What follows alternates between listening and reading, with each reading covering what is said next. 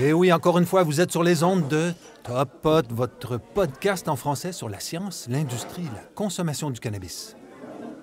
Mon nom est Luc Prévost et j'ai le plaisir de vous recevoir dans un cannabistro virtuel, le Top Pot. Bienvenue chez vous. Top Pot ne donne aucun conseil. Consultez votre médecin, votre pharmacien, votre avocat, votre journaliste préféré, le législateur ou la personne de science de votre choix. Aucun des auteurs, contributeurs, commanditaires, administrateurs, toute autre personne liée à Top Pot ne peut être tenu responsable de quelque manière que ce soit de votre utilisation de l'information contenue dans le podcast. Vous allez bien? Le chanvre est bon par chez vous? C'est le 135e épisode de Top Pot et nous allons continuer notre flânage dans l'actualité du cannabis. Et vous le savez, c'est devenu une habitude. Nous allons commencer avec un bref retour sur les licences octroyées par Santé Canada cette semaine. Alors, seulement 4 licences à travers tout le Canada, 2 en Ontario, 1 en Saskatchewan et 1 au Québec, oui. 4 licences micro, aucune licence standard. Et la compagnie québécoise qui a obtenu une licence s'appelle Origine Nord-Est, Inc. Je suis allé voir qui était propriétaire au registre des entreprises et c'est une femme qui est l'actionnaire majoritaire. Alors, qu'est-ce qu'on dit? Comme d'habitude, merdoum pour la suite. OK, vous le savez, quand je suis au comptoir du Top Pot, je me prends un petit café. Une seconde. Et MJ? Ouais. Mon habituel. Merci. Il y a eu quelques nouvelles au Québec cette semaine. L'industrie, tranquillement, se dégèle après la trêve des fêtes. D'abord, il y avait quelques Québécois à l'Expo Lift à Vancouver. C'est toujours bien de voir le Québec qui fait sentir sa présence d'un bout à l'autre du pays, quoi. Parlant de faire sentir sa présence, la police, en janvier 2022, a fait un raid pour aider, tout simplement, un patient médical qui avait évidemment le bon et le parfait permis de culture personnelle. La police a tout de même, là on parle du Québec, la police a tout de même saisi tout son cannabis, lui laissant seulement 150 grammes. Presque un an plus tard, une décision de la Cour du Québec condamne le même citoyen pour avoir possédé plus de 150 grammes dans un autre lieu qu'un lieu public. Alors le groupe SGF a décidé, et là je cite leur propre texte, « Nous nous sommes portés volontaires afin de faire appel de cette décision, mais aussi pour poursuivre au civil le corps policier pour le préjudice causé aux patients. » Du travail pro bono pour le cannabis? Évidemment, cela mérite notre respect. On va suivre ce dossier qui est très important. Imaginez un raid de la police dans la pharmacie de votre salle de bain. Madame, il y a trop de Valium ici. Nous allons faire une saisie. Évidemment, je caricature car je ne sais rien de la cause que va défendre SGF. Juste une seconde. Merci, MJ.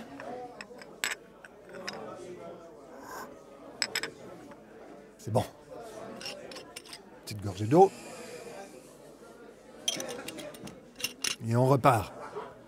Toujours au Québec, Canara, cette semaine, a annoncé une proposition de regroupement d'actions.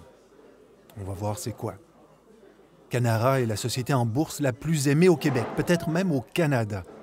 Et peut-être pas uniquement dans le contexte du cannabis, Mais il est vrai que la plupart des consommateurs de cannabis ne savent pas que Canara est une entreprise cotée à la bourse.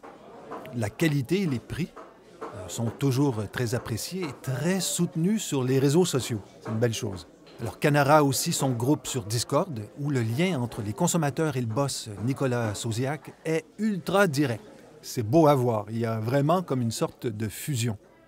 Peut-être que le premier bien de consommation courante, le fameux Consumer Package Good, peut-être que le premier bien de consommation courante dans le domaine du cannabis au Québec viendra de chez Canara. C'est une ovni, disons, une opinion vulgaire non informée.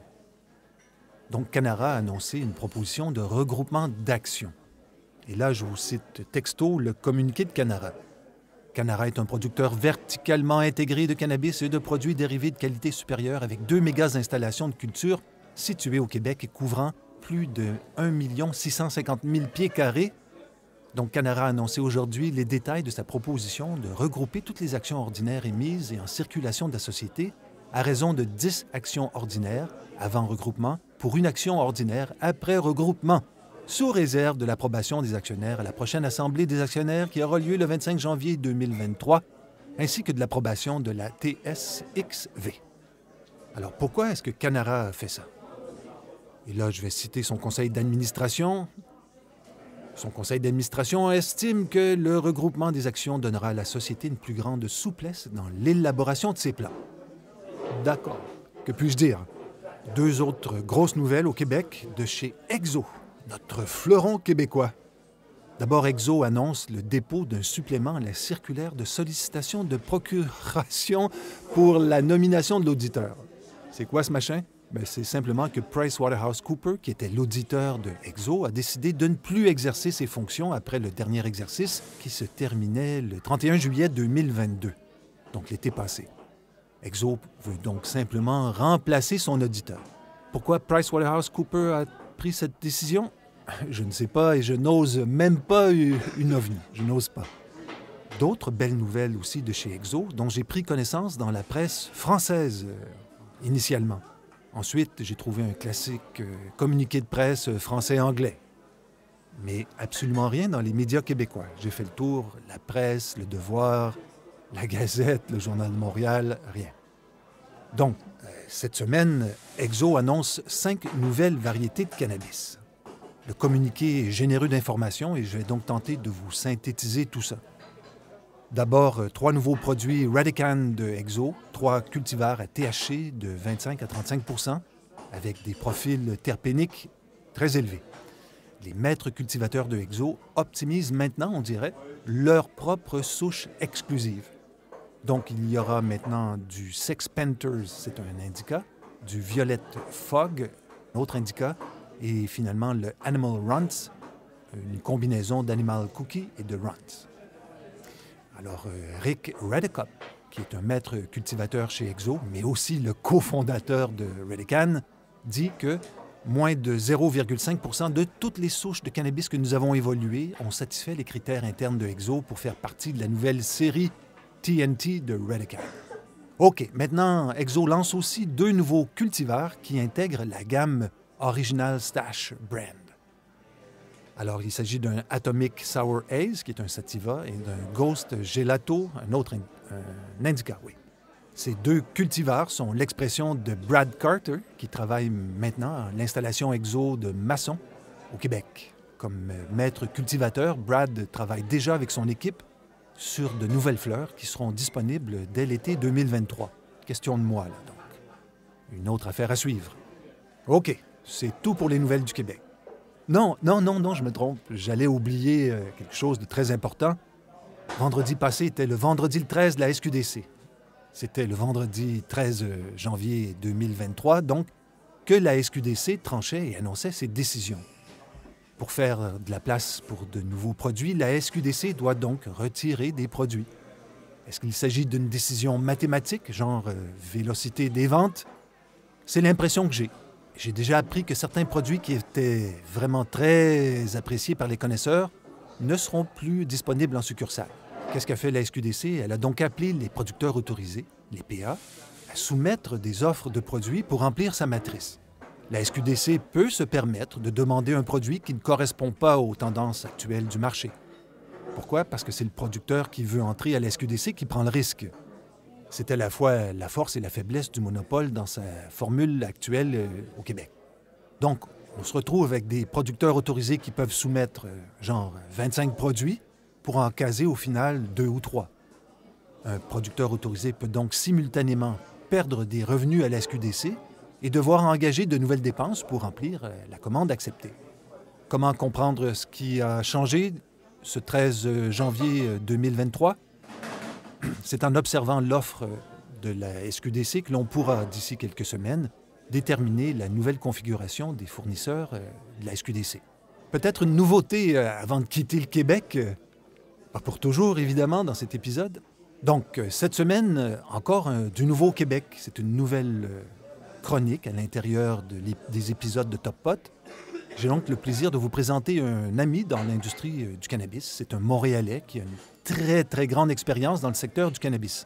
Voici donc Riel Rossopoulos, R-O-U-S-S-O-P-O-U-L-O-S. Et Riel va nous parler en moins de 5 minutes de la nouvelle qui a retenu son attention dans le commerce du cannabis au Canada, avec sa propre expérience personnelle pour éclairer notre compréhension. Riel propose chaque semaine sa vision de l'actualité en format vidéo sur YouTube. Donc voici Riel. Bonjour, je m'appelle Riel et voici l'Indispensable, l'émission sur l'actualité du cannabis au détail en Amérique du Nord. Donc, l'histoire que j'ai suivie cette semaine concerne les acquisitions dans la pile technologique et l'évolution du paysage des logiciels de dispensaires. Pour ceux qui ne connaissent pas l'industrie et l'histoire, je vais commencer avec un petit contexte historique.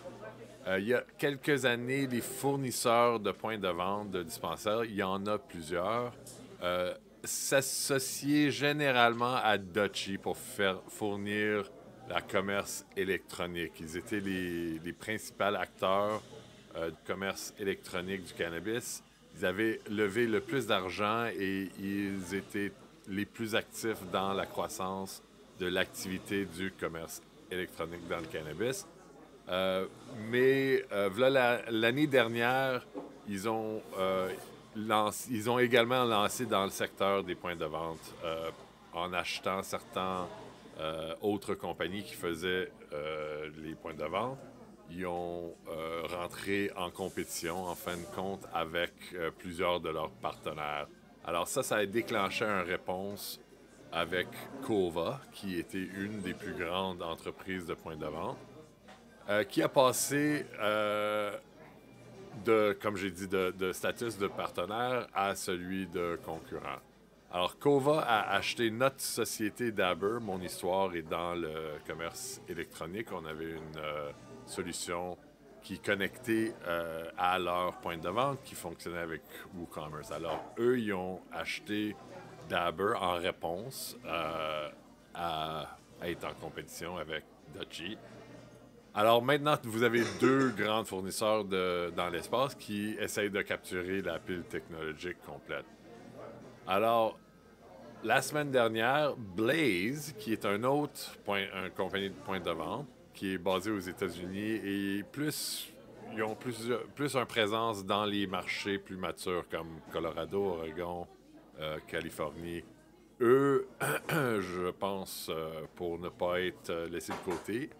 Alors, pendant les vacances, ils ont conclu un accord pour acheter Timber, qui était un de nos concurrents de commerce électronique. Alors maintenant, nous avons Blaze, Dutchie et Cova avec des offres de produits qui sont effectivement similaires, alors qu'ils essayent de capturer la pile technologique complète dans les dispensaires. Je soupçonne que nous verrons plus d'acquisitions dans la fusion de cet espace, alors qui continue de se consolider, bien qu'ils existent encore des marchés en croissance.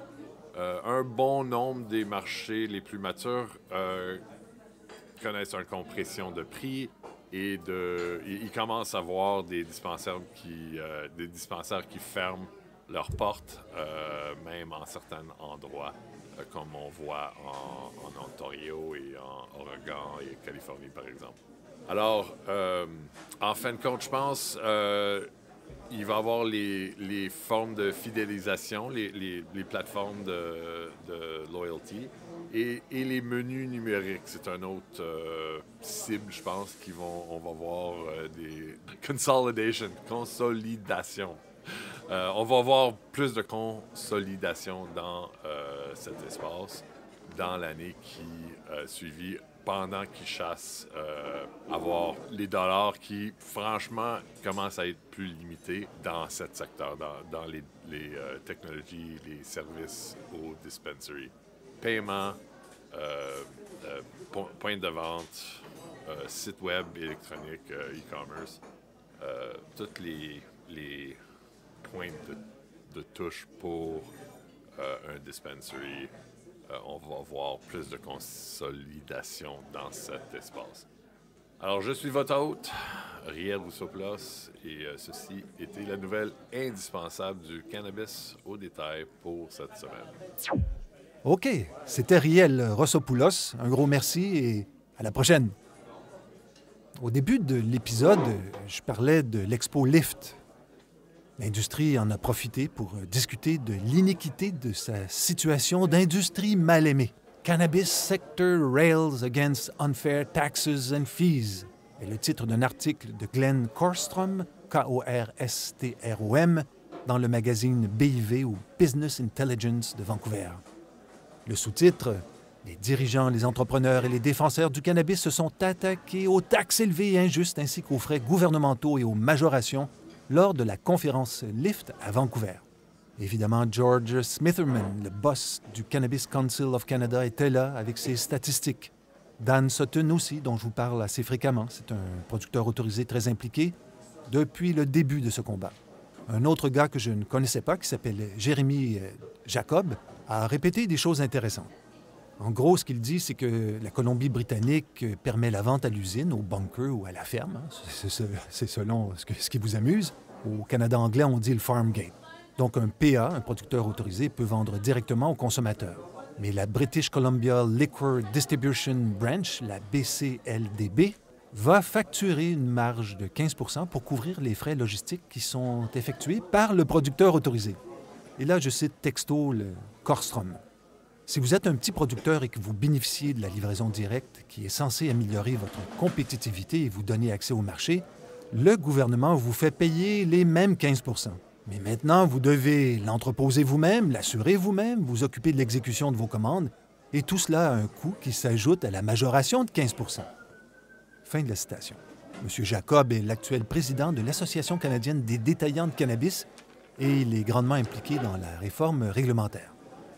Toujours dans le contexte de l'Expo LIFT et de la défense de l'industrie canadienne du cannabis, il y avait aussi l'éternel, l'incontournable Deepak Anand, ça s'écrit A-N-A-N-D, qui est un consultant de Toronto dans le cannabis. Et lui, il continue son action pour tenter de faire abolir la taxe sur le cannabis médical. On a dit qu'on allait flâner. Alors, j'en profite. J'ai vu une drôle d'étude passer cette semaine. Le titre était « Effet d'un traitement de 4 semaines au cannabidiol sur la fonction cognitive ». Alors, est-ce qu'un traitement de 4 semaines au CBD peut avoir un impact sur la fonction cognitive? L'hypothèse de l'équipe de recherche était simple. Un traitement au CBD pourrait améliorer la cognition mesurée au début et à la fin des 4 semaines. Et tout ça, évidemment, comparé à un placebo. Les 70 participants présentaient, selon l'étude, un trouble modéré ou sévère de la consommation de cannabis selon le DSM-5. Tous les participants avaient également l'intention d'arrêter de consommer du cannabis. Alors là, j'y fais texto. Il s'agissait d'un essai clinique de phase 2A, randomisé, en double aveugle, en groupe parallèle et en contrôle par placebo, portant sur l'administration quotidienne de 4 semaines de 200 mg, 400 mg et 800 mg de CBD pour le traitement du trouble de la consommation du cannabis. Les conclusions, encore une fois texto. Dans cet essai clinique sur le trouble de la consommation du cannabis, le CBD n'a pas influencé la mémoire verbale différée. Le CBD n'a pas eu d'effet cognitif large, mais un traitement de 800 mg par jour peut améliorer la manipulation de la mémoire de travail. Fin de la citation. Alors, avant d'aller plus loin, ça veut dire quoi améliorer la manipulation de la mémoire de travail? Eh bien, selon Merlin, mon extension pour Chrome, qui répond avec des phrases complètes, la manipulation de la mémoire de travail est une forme d'entraînement cognitif qui implique des activités destinées à améliorer la capacité à se rappeler et à traiter rapidement des informations. Il s'agit généralement d'activités telles que jeux de mémoire, des puzzles et d'autres exercices qui font appel à la mémoire à court terme. Alors, le CBD le moins cher à la SQDC est le TISH CBD 250 à 19,95 $ pour 250 mg. TISH s'écrit T-Y-C-H-E. Tel qu'il prononce TIC, je ne sais pas. Donc, pour faire des puzzles plus rapidement, ça va coûter genre 60 $ avant taxe par jour pendant 40 jours. C'est sûr que si tu dois acheter pour 2400 $ de CBD en 40 jours, tu vas arrêter de fumer du THC simplement parce que tu n'as plus d'argent. Par ailleurs, je trouve que la description de l'étude, un essai clinique sur le trouble de la consommation du cannabis, est un peu, disons, dévoyée par rapport à son titre. Cannabidiol ou le CBD rend-il le cannabis plus sûr? Un de ces jours, on va trouver un spécialiste, là, une personne qui pourrait regarder cette recherche comme un garagiste inspecte une voiture, genre. Alors cette semaine, j'ai aussi appris un nouveau mot grâce à Dan Sutton, le gars dont je vous ai parlé précédemment. Dan Sutton a publié en 2023, juste à temps pour l'Expo Lift de Vancouver. Il a donc publié le document Canadian Cannabis Policy Through an Economic Lens. C'est signé le document par Stand for Craft. C'est le hashtag qui est utilisé sur les réseaux sociaux pour faire la promotion de l'action de l'industrie pour réduire leurs charges et être capable de survivre aux exigences du gouvernement canadien. Il y a un lien, évidemment, dans les notes de l'épisode pour ce document. Ce document qui aborde donc les différents risques potentiels comme un monopole, on peut penser au Québec, mais aussi au Nouveau-Brunswick. Et je m'arrête là. Les curieux iront lire le document. Mais le chapitre suivant s'intéresse aux acheteurs monopsones. Monopsones. C'est quoi un acheteur monopsone? Voici texto du document. Un monopsone est une structure de marché dans laquelle il n'y a qu'un seul acheteur d'un bien ou d'un service en particulier. L'un des effets d'un monopsone est qu'il a la capacité de fixer des prix plus bas que le prix du marché concurrentiel. Je voulais vous donner un exemple du plus grand monopsone au monde. Alors, j'ai demandé à Merlin, encore une fois, qui m'a répondu « Le plus grand monopsone est le ministère américain de la Défense, qui est responsable de l'achat de biens et de services d'une valeur de plus de 400 milliards de dollars par année. » Je vous dis immédiatement, avant que j'oublie, l'étymologie de monopsone. Ça vient de l'affixe grec « mono », qui veut dire un seul, et du grec ancien « opsonen », qui veut dire « acheter des victuailles ». OK, on quitte ce monde de marché pour revenir à l'histoire du cannabis.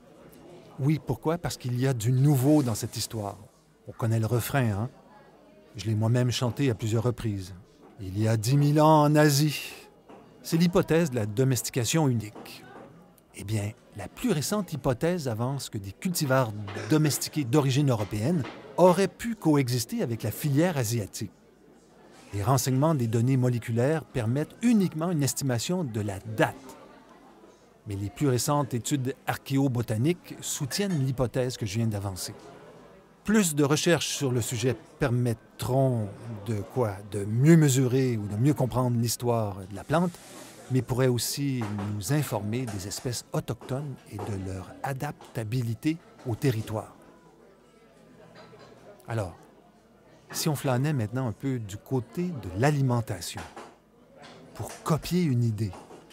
Vous le savez, hein, je suis toujours à l'affût d'informations qui nous instruisent, qui nous informent de l'évolution de l'industrie du cannabis. Et l'actualité de l'industrie alimentaire est toujours une vraie source d'inspiration. Alors cette semaine, j'ai vu passer cette nouvelle. Le chien de garde de l'industrie alimentaire est presque né. C'est le ministre de l'Agriculture, des Pêcheries et de l'Alimentation, M. André Lamontagne, qui a annoncé le résultat de 2 ans de travaux dont les consommateurs seraient les premiers bénéficiaires, évidemment.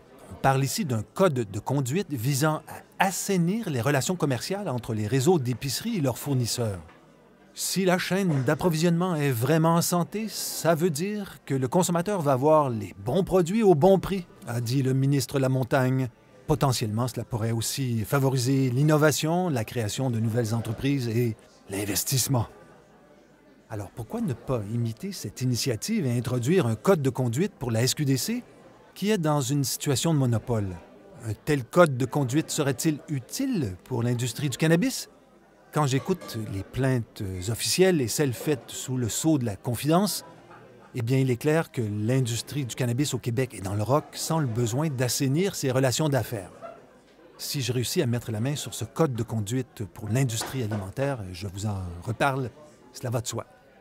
Est-ce que vous avez, je reviens sur l'épisode précédent, est-ce que vous avez aimé mon idée de recherche sur les racines de cannabis? Dans le dernier épisode, donc, j'ai évoqué la mise en valeur des racines des plantes cannabis qui regorgent de molécules qui valent très cher et qui sont toutes absentes des fleurs et des feuilles de cannabis. Alors, je suis tombé presque par hasard sur plusieurs études qui quantifiaient la quantité et la diversité des molécules présentes dans les racines des plantes pot. Chemical and Biological Studies of Cannabis Sativa Roots. Alors, d'après cette étude de 2018, près d'une dizaine de composés ont été déjà isolés et identifiés à partir d'une variété de racines de cannabis à forte teneur en CBD. Certains de ces composés présentent des activités antimicrobiennes intéressantes. Les chercheurs commencent à trouver des composés qui pourraient être des marqueurs qui permettraient de distinguer les racines de la variété CBD. Un peu le monde à l'envers, de servir des racines pour comprendre ce qui pousse en haut. Toujours dans le même registre des études canadiennes, j'en ai vu passer une qui tentait de répondre à la question suivante. Une belle étude. Que faudrait-il pour que l'industrie du cannabis adopte un centre de recyclage en circuit fermé comme l'industrie de la bière? Quittons vite le Québec et le Canada pour regarder ce qui se passe en France. L'expérimentation française continue d'accoucher de résultats au compte-gouttes. Nicolas Authier a présenté les premiers résultats après 12 mois d'expérimentation. J'ai déjà eu le privilège, la chance de l'interviewer dans un direct en France. Monsieur Authier présente plein de résultats, mais j'ai retenu seulement une petite phrase. Voici texto, le contexte et la phrase de Monsieur Authier.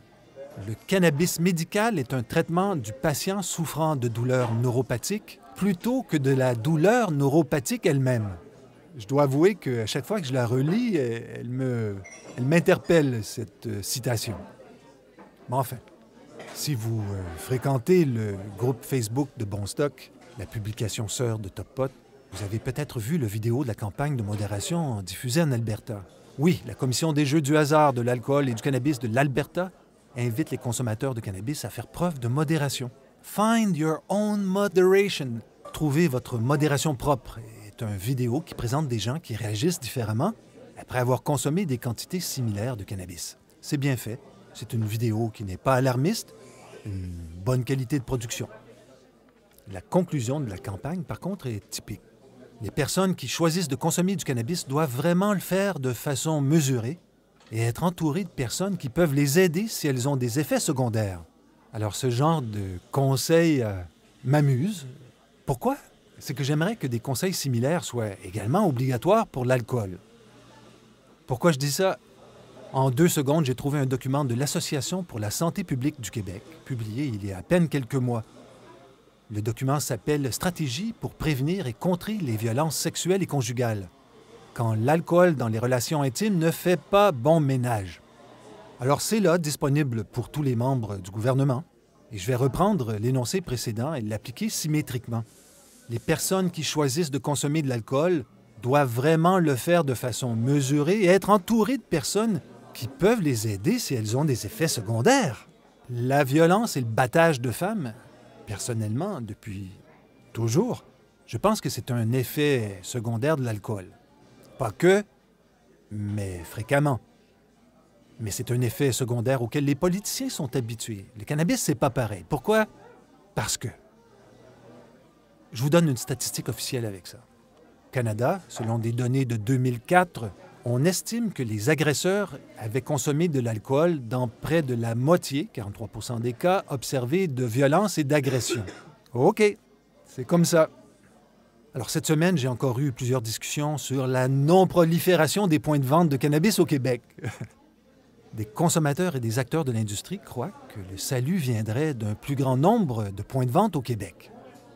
Alors, il est toujours pertinent et presque fatigant de constater ce qui se passe ailleurs au Canada. Je vous donne un premier exemple.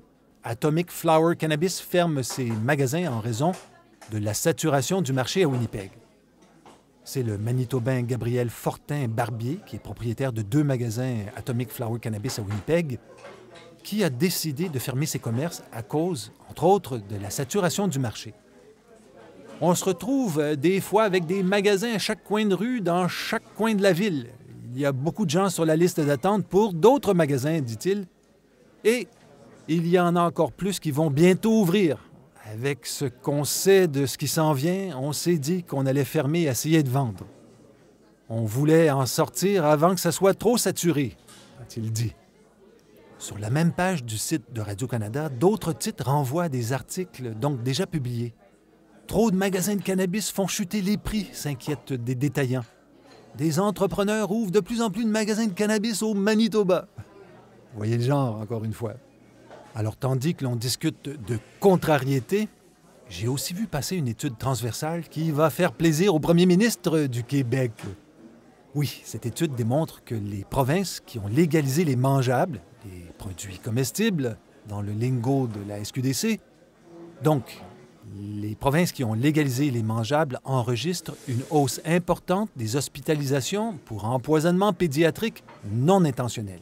Ces résultats, et là je cite encore une fois plus ou moins texto, ces résultats suggèrent que la restriction de la vente des mangeables légaux pourrait être la clé pour prévenir les empoisonnements pédiatriques après la légalisation du cannabis récréatif.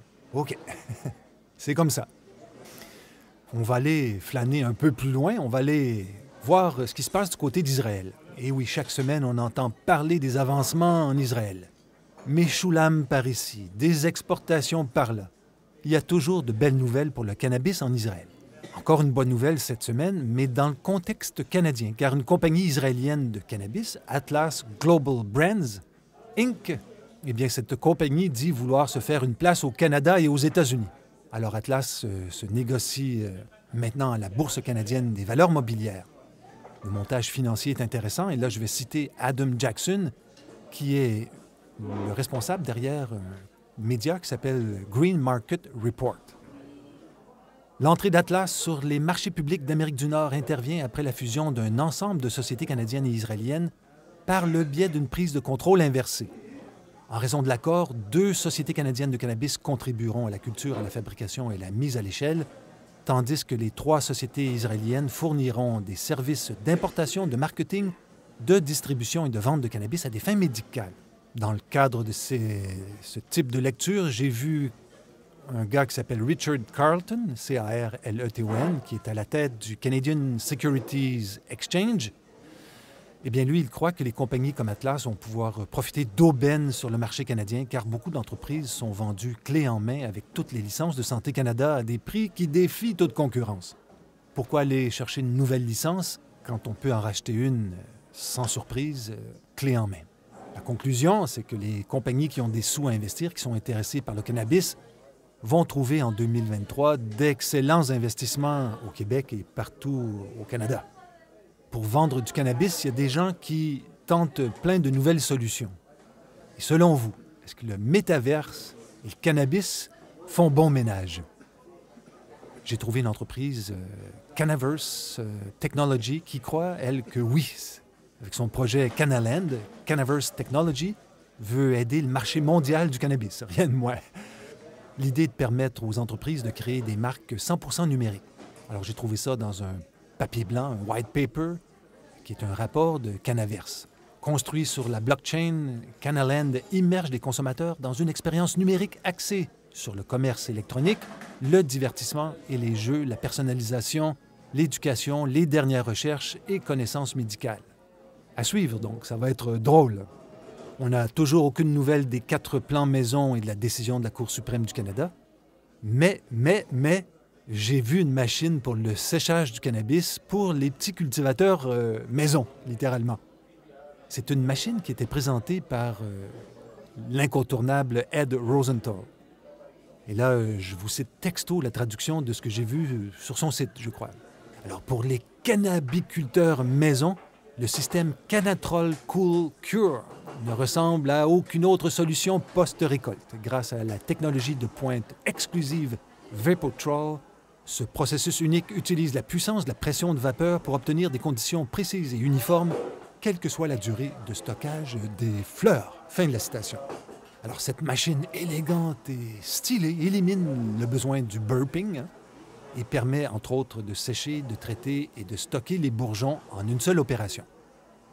Les unités scellées Cold Cure donnent aux cultivateurs la possibilité de surveiller et d'ajuster avec précision la température et le point de rosée de l'environnement des bourgeons pour créer des conditions optimales de séchage.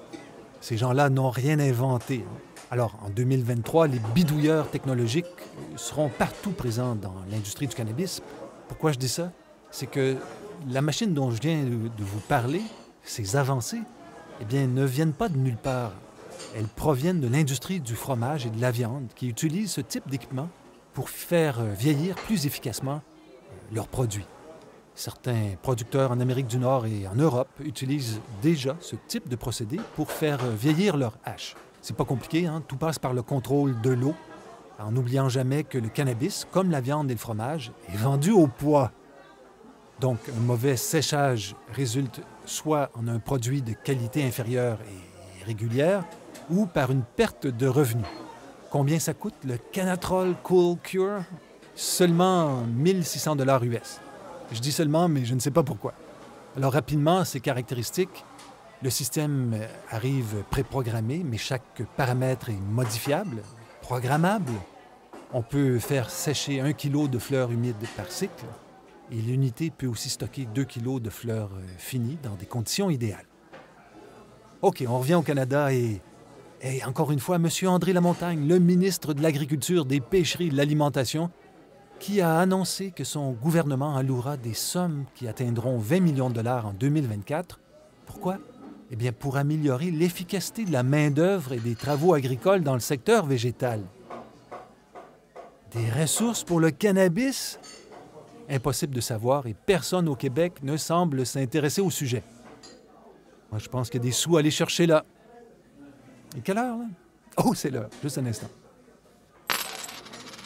Hey, MJ, merci beaucoup. T'es encore une fois très, très bon. Bye. OK, je vous parle souvent des microbrasseries pour trouver des terrains de comparaison. Hein? J'adore les allégories et les comparaisons. Dans le contexte du vendredi 13 de la SQDC, la comparaison est plus pertinente que jamais. Mais cette fois-ci, j'utilise le secteur de la microdistillerie comme exemple. Alors, la SAC est fière de commercialiser près de 650 produits du Québec de façon régulière, dont 70 vodkas et au moins 200 gins qui sont distillés ici, chez nous, dans la belle province. Comme à la SQDC, le consommateur n'a jamais eu autant de choix. Alors, il y avait combien de micro-distilleries au Québec il y a 10 ans? Je vous donne 3 secondes. Un hippopotame, 2 hippopotames, 3 hippopotames. Il y a 10 ans au Québec, il y avait 2 micro-distilleries. En 2022, 70. J'ai trouvé un reportage de Radio-Canada très pertinent. Là, je vais le citer plus ou moins texto encore une fois. Ce développement extraordinaire a un effet pervers. Les micro-distilleries doivent se battre pour vendre leurs produits et dénoncent le poids des taxes qu'elles doivent remettre au gouvernement. La compétition est très féroce, ajoute le responsable de la gestion de l'offre et des produits Origine Québec, Simon Bourdeau, à la SAQ. Fin de la citation. Vous l'avez compris, la SAQ connaît le même problème d'espace que la SQDC. Personne n'a encore inventé de tablettes élastiques.